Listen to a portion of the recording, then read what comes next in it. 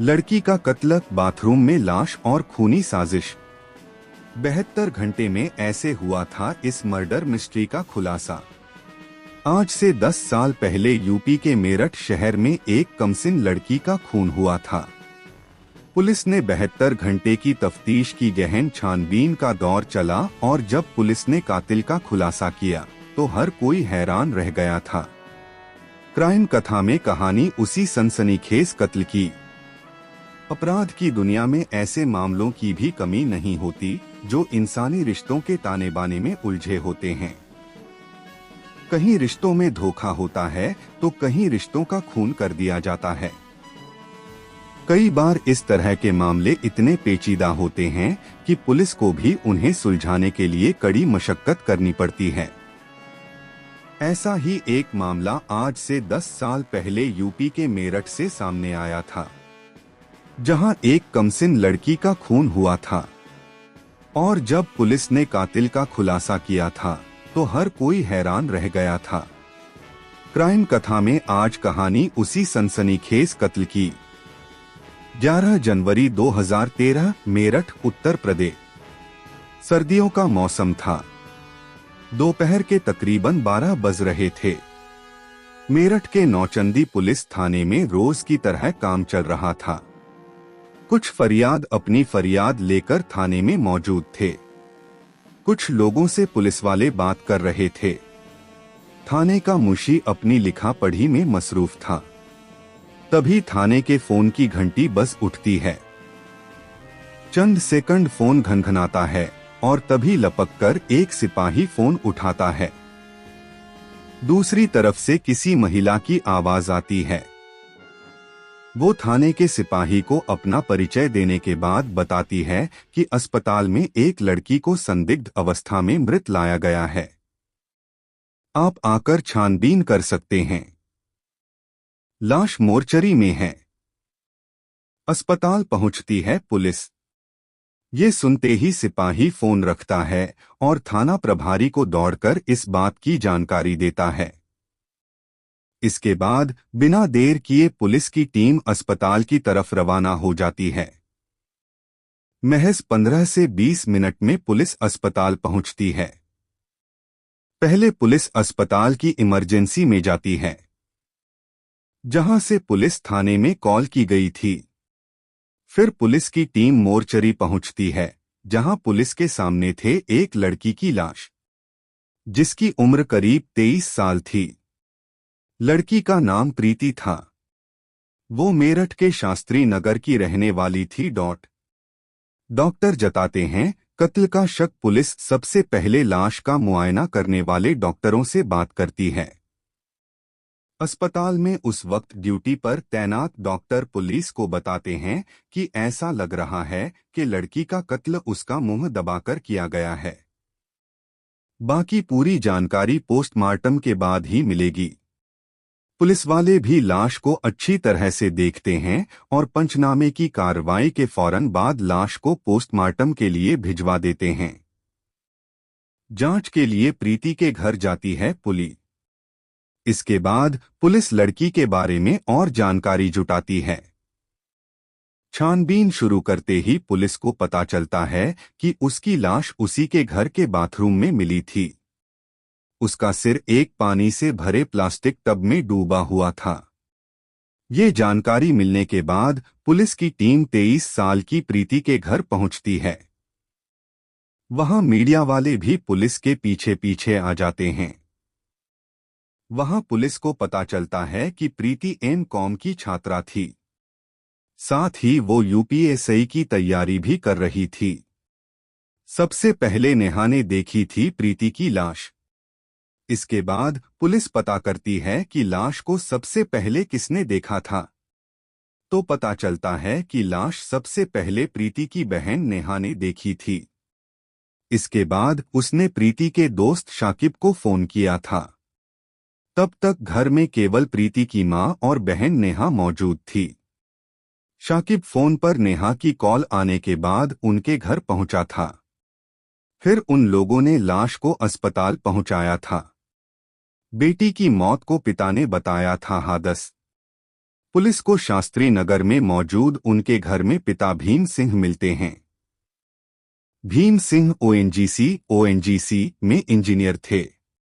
उनकी तैनाती उस वक्त अहमदाबाद में थी, लेकिन वो छुट्टी पर अपने घर आए हुए थे।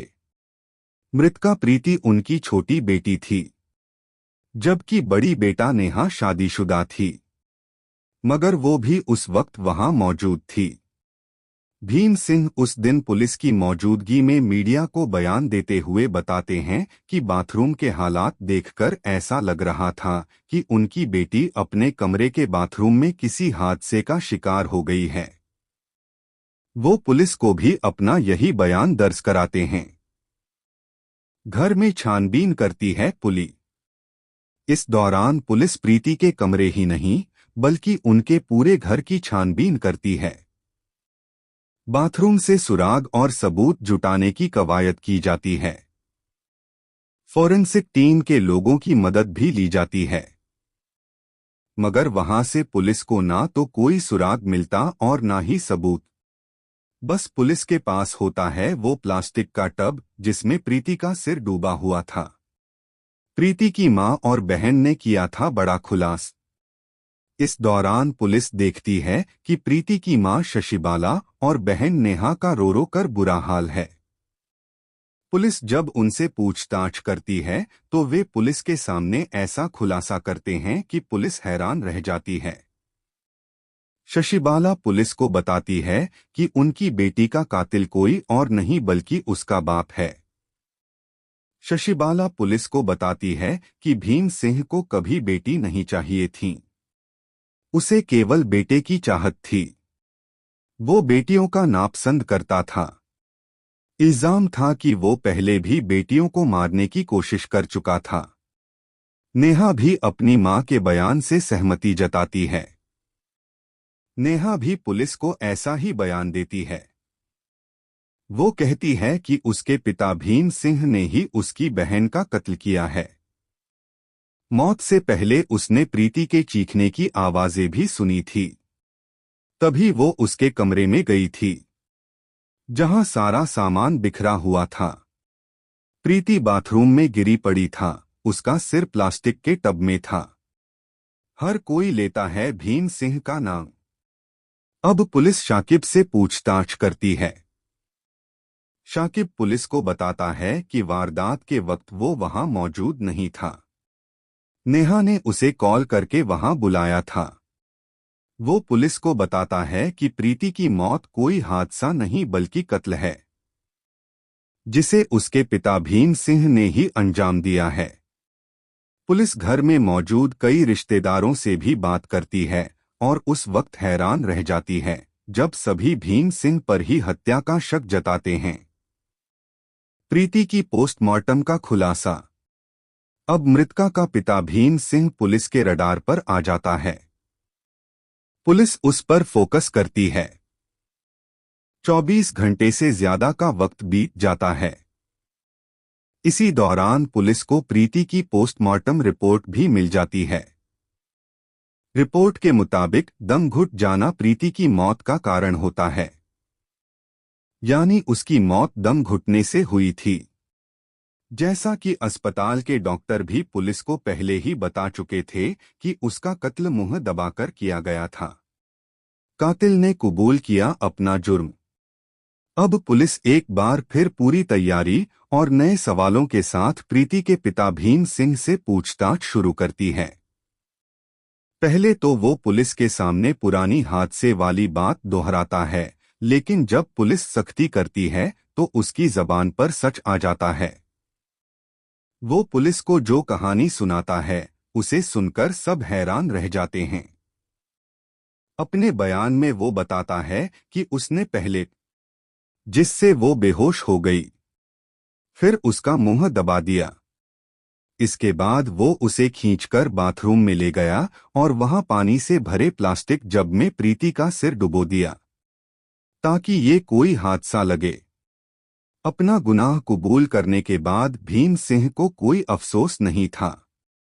बेटी के कत्ल का अफसोस नहीं, भीम सिंह पुलिस को बताता है कि वो छुट्टी लेकर अपने घर आया हुआ था।